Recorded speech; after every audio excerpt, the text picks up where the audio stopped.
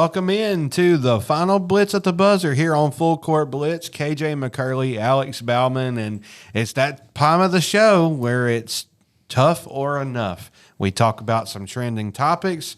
I ask Alex, is it tough or has he had enough? First up, Jared Goff. Are you ready, Alex? I'm ready. Was ranked number 15 on the NFL Top 100. Notable guys he was ranked ahead of: Jalen Hurts, Jaden Daniels, Micah Parsons, Jahmyr Gibbs, C.D. Lamb.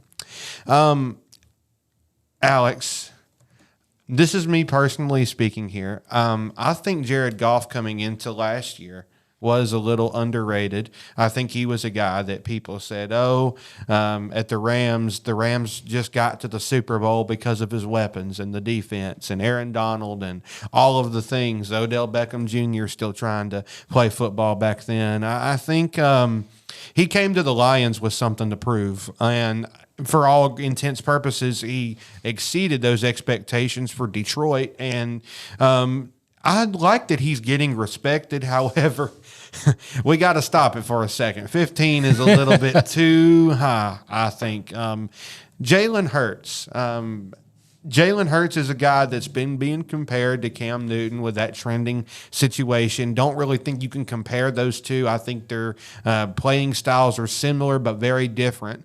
Jalen Hurts, when he power runs, it's the tush push. When Cam Newton power ran, it was a straight quarterback give between left tackle and left guard. I'm coming for your biggest linebacker, and he cannot tackle me.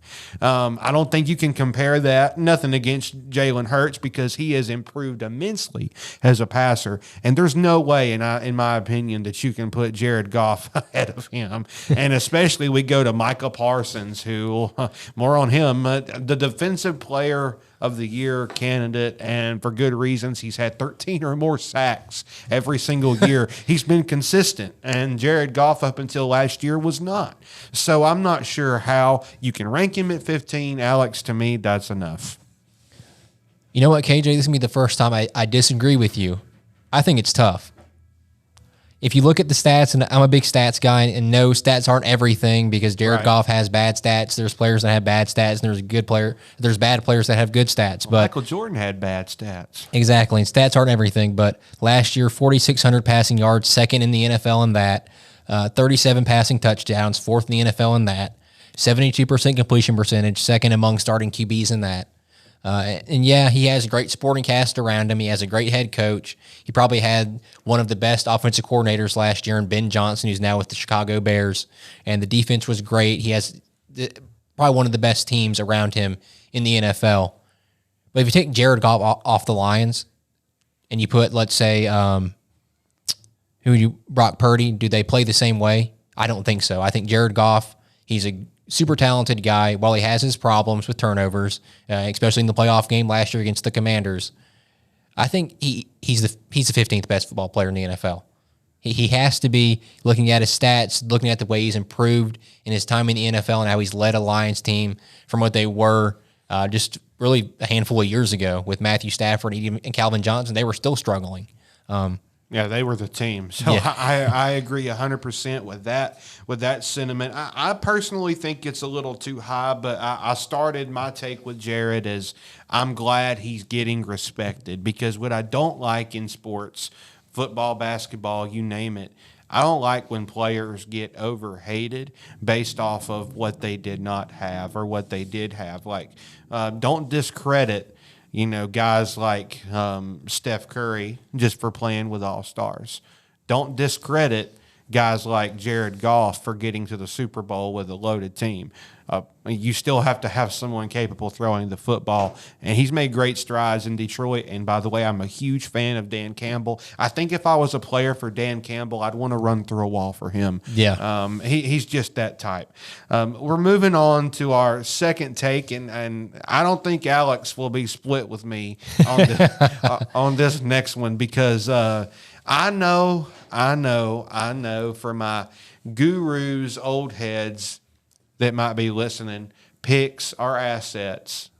Great, we get it. And 2 first-round picks were swapped for Micah Parsons, who, as we just mentioned, 13 or more sacks every game, every year of his career. The definition of the Dallas Cowboys in terms of tackling on defense, I know he wanted some money. I know he wanted things. But Jerry, pay your players. He did. He paid Dak Prescott. Oh, yeah, and he almost didn't pay CD Lamb. That's a conversation for another day. But what are you doing? That's basically trading a Rolls Royce for a pack of apples and a glass of wine. Come on, man. Jerry, I've had enough. I think someone needs to take him and just tell him he's no longer in control of his assets because he doesn't know how to manage them, and he doesn't pay the ones that he has until it's almost too late, and he trades and gives up on teams because you don't want to hurt Jerry Jones's money. Oh, man, Jerry, you probably take baths in $15 million tubs, brother. I don't think you're hurting, and I think your team's going to be hurting now because you don't have anybody that can tackle on that defensive line at a high clip. Absolutely enough. Get Jerry Jones into a retirement home. I know Dallas Cowboys are just sick of this at this point. I think it's enough of Jerry Jones. He's continuing to run this team into the ground. Lives off the 90s Super Bowl runs. I'm trying to figure out what was going through his mind when he made this trade.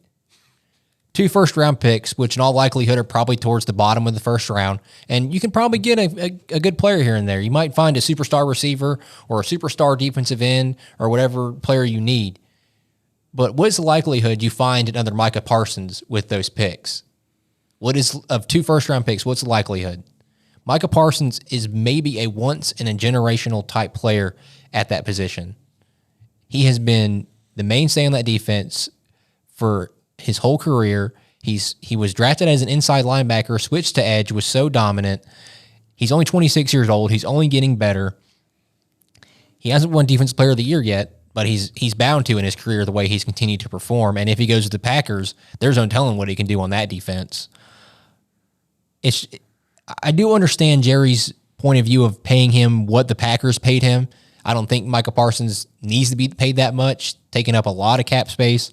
The contract's a 4-year, $188 million contract with $120 million guaranteed and $136 million signing in total guarantees. He's the highest paid non-quarterback in NFL history. I don't think he needs to be paid that much.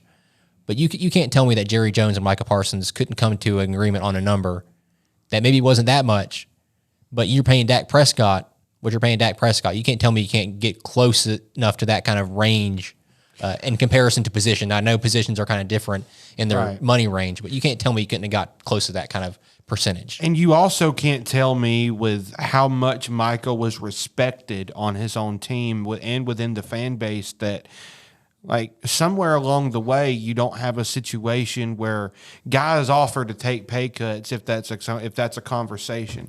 It happens. If you don't think it happens, ask the Warriors fans how we kept Kevin Durant a second year, because it wasn't going to happen.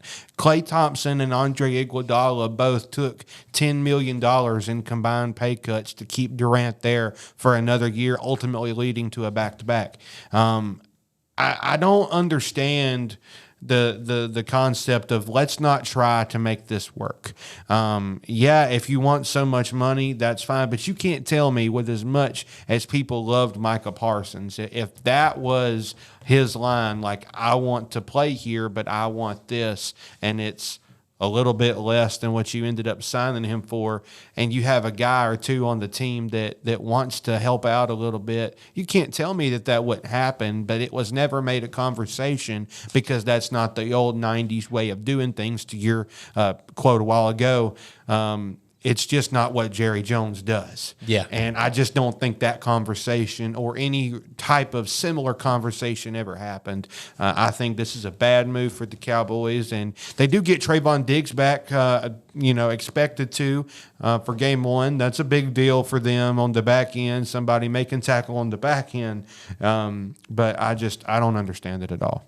I made the claim, I think it was either the first or second show we did, that the Dallas Cowboys would finish last in the NFC East. And after trading Micah Parsons, I think it's pretty clear it's either going to be them or the Giants now. Yeah, and it's funny that you mention the Giants, because guess what our final point of topic is? The Giants quarterback room. Is it tough or is it enough? To give you some insight, the Giants announced that Jameis Winston is quarterback 3, that, let me make sure I'm getting this right, Jackson Dart is quarterback 2. And Alex, why don't you go ahead and reveal who's starting? Russell Wilson. I'm going to have some fun with this one. Don't get me wrong, Seahawks fans, just bear with me on this one. Russell Wilson, the Super Bowl run for the Seahawks, they did it on his rookie deal. People raved about the money part of that team, how it just worked.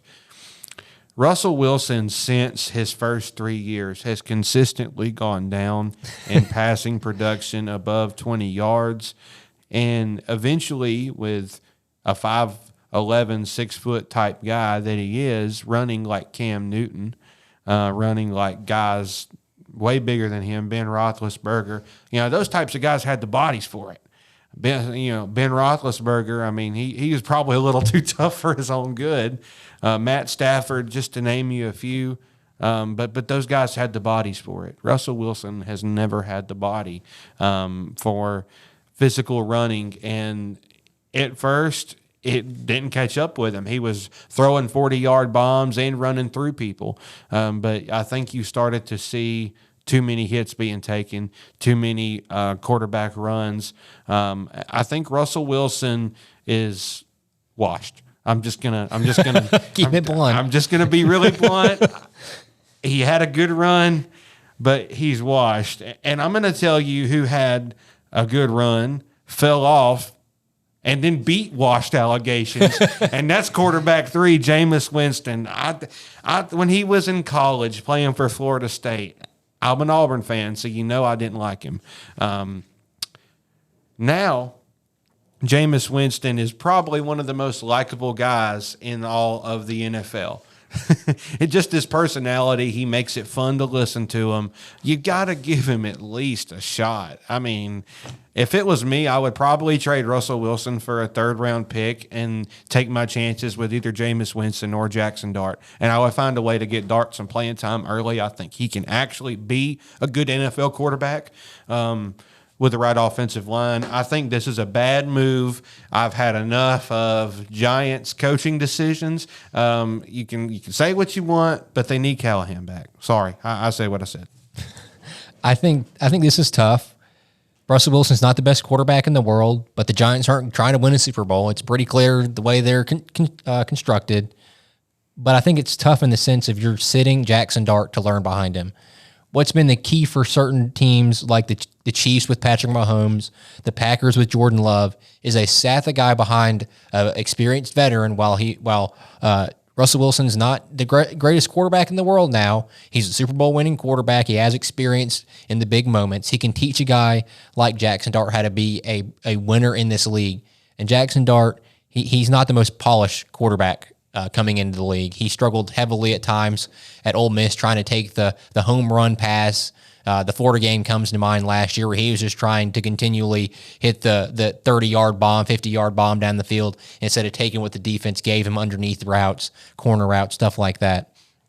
So I think it's tough in the sense of you're letting a guy like Jackson Dart, who needs to develop, learn behind a guy like Russell Wilson, and also learn from a guy in Jameis Winston, who I think is a very underrated leader in the league. I know he's kind of corny at times, but you cannot tell me that he's not a good leader of men in the locker room. Oh, yeah. There's a reason that he's still around in the NFL, even not as a starting quarterback. People like him. People like him. And I think this is a perfect storm for a guy like Jackson Dart to learn from. Is a proven winner like Russell Wilson, and then a locker room guy like Jameis Winston. I just wish it was Jameis Winston starting. I'm just a Jameis Winston fan and not a fan.